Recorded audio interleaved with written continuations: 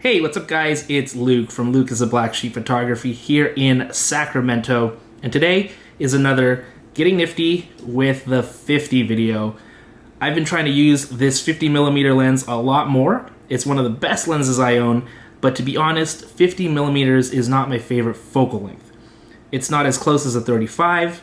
It's not as telephoto as an 85. It sits in this sort of weird middle region that I don't find particularly comfortable as a shooter, and I think all photographers have their favorite focal lengths. Some people adore the 50 and love the 50. Some people only shoot with a 50. I think that's really interesting. So I want to get better at the 50, and so last time we had a little lunch and I thought, wow, I can make this sandwich that my wife made look really great, and that was the last video. We compared it to some of the cell phone photos. No comparison. This just annihilated the cell phone, and it was to be expected. Well, today I'm going to show you some pictures that I took at a engagement session. I did an engagement session, and all I used was this lens, 50mm. Usually I like to use 85s and 35s, really fast ones, but I went with this one, the 50mm 1.2. This is a beast of the lens. It's 2 pounds. It has a 77mm filter thread. Is that right? Yeah, 77mm filter thread. That is big. I don't even have a filter that fits on it right now. I didn't buy one. They're expensive. And it shoots all the way at 1.2. Crazy, crazy, crazy wide aperture. So I wanted to give this lens a shot, a try for the entire engagement session. So in a way it was limited, but in a way it just gets you to be a little more creative as much as you can. Okay, so let's take a look at some of the photos right off the bat. Here is one that I shot at 1.4. So I didn't actually go to 1.2 for a lot of the photographs because it was actually a very, very bright day when we shot. So I was trying to shoot later on in the evening, like it was like almost 6:30, 7 o'clock, but it's summertime here in Sacramento and it doesn't get dark for a while. So here we go. The focus here is on the ring. So the ring is what's in focus here, obviously because she's blurred out and he's turned around, so he doesn't have to be in focus really. But I try to focus right on that ring, and I'm going to zoom in on that ring. Wow, that is really nice and sharp. We really nailed the focus on that ring. Now, I was standing a little bit farther than I would have liked to. I had to take a couple steps back, and you know, I find that photographers have a place they like to stand to shoot things. I like to stand at a certain distance that I'm used to.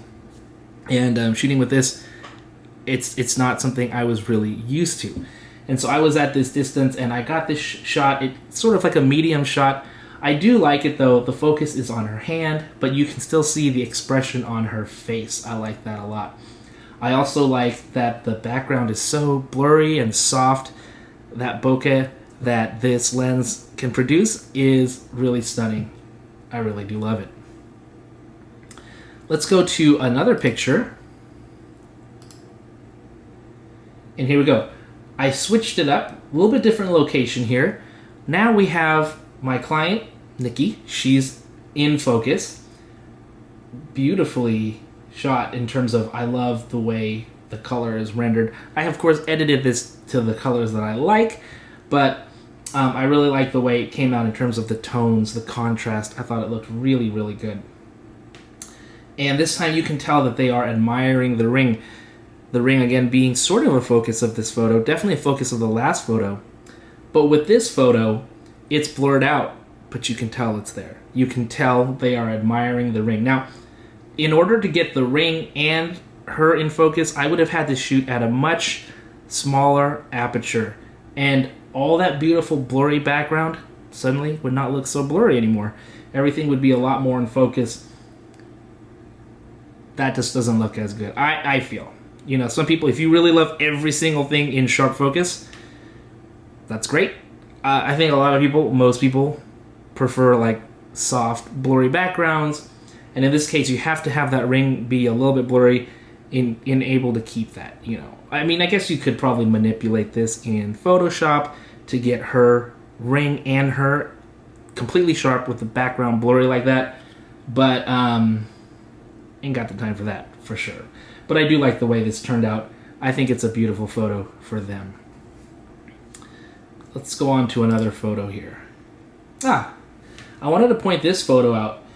I don't think there's anything really crazy about this photo. I think it does a nice job of showing you what the background looks like when it's blurred out. At f1.8, I was shooting at 1.8, extremely bright day. So my shutter speed was like way high.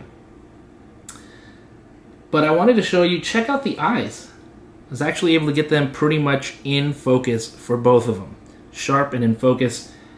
That's really hard to do when you shoot at apertures like 1.8, 1.2, 1.4, even 2.8. Sometimes those apertures, you're going to get people out of focus. And in this case, I try to get them on the exact same plane so that both of their eyes were in focus. So that was a challenge to do with this lens, the 50mm, because I had so wide of an aperture that I could play with. I didn't want to screw it up and get people not in focus. If anything, I think he's just a touch less in focus than she is. But I think for the most part, especially if you're going to post to social media or print, smaller prints, it's not going to be a huge deal or a deal breaker. Moving on. All right, this was also shot at 1.8. I think shooting at 1.4 in this particular picture would not have made a significant difference. Maybe just a little bit softer in the way back. But the most important thing here is I was actually worried. I picked this picture because I was worried about the autofocus of the Canon EOS R. I don't think it's the best autofocus in the world. The camera actually, when you're trying to shoot fast, it's actually pretty clunky to do. Let's zoom in on them. Okay, yeah, they do look in focus. They look actually really, really nice. And they look really nice and separated from the background. And that's what lenses like this with really wide apertures can do, separate your subjects from that background, even though I am standing farther away. And it was kind of hard to get a wider shot like this. I had to stand really far away to get the 50 to do this. You wouldn't have to do it as much if you had a 20, 24, or 35mm lens. Really, you wouldn't have to. This one, you have to stand far away. Okay, here is a picture of the whole family.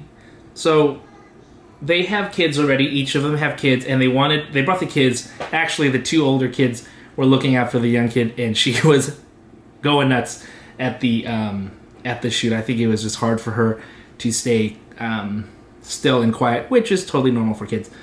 But I really like this photo, but there's something wrong with this photo. Can you see what's wrong with this photo? It might be hard to see on a platform like YouTube, but the girl in the yellow, she's not in focus. I'm going to zoom in. You can tell she is not in focus. She's kind of stepped just a little bit forward, and by stepping forward, she's not in focus anymore. So if she stepped even more forward, she'd be even less in focus. I thought this image was acceptable. Not great. Some photographers would be like, this is not an acceptable image. So I understand that. I think it still looks okay, and if you want to use it for like social media, I don't think anyone's going to complain. I really don't. Everyone else is in good focus here. Now, what I did was I took another photo. This one I did vertically, and she's in focus. I don't know what she did. Did she like get closer to mom there? Maybe she did that. If she did, that helped me out because now she is in focus. Everybody's in focus. Same 1.8 aperture. I think I took a risk here shooting this at 1.8. Usually when you shoot groups of people, you make your aperture smaller. That means you make that f number go up, maybe f4, f5.6, something like that. I just really wanted those blown out backgrounds. That's all I cared about. And I'm glad we were able to get a shot where everyone was in focus. But you know what? Honestly, if you're going to just use it for social media, the previous photo would be just fine. And I think it would look a lot better than some of the other photos, especially if you shot it at f5.6, where the background doesn't look as blurred out. It's going to look not as soft, not as nice. All right, let's go to our next photo here. Okay, so, I had to step away for this. I just had them sit down at a little bench, kind of hid behind the corner, and did a few candids of them. I said, hey, just talk to each other. And here I think is a good example of we have foreground being blurred out, because obviously I purposely put something in front of me, so sort of block. It looks like a stalkery pic, to be honest. But you know what? If they're going to send out invitations or do something, they could put lettering on the side or something. And then you can see the background blurred out. So you got foreground blurred out, background blurred out. Creates a lot of depth in that photo, which I think really is a nice thing. So I really appreciate that about this 50. You can do that. You can do other lenses as well.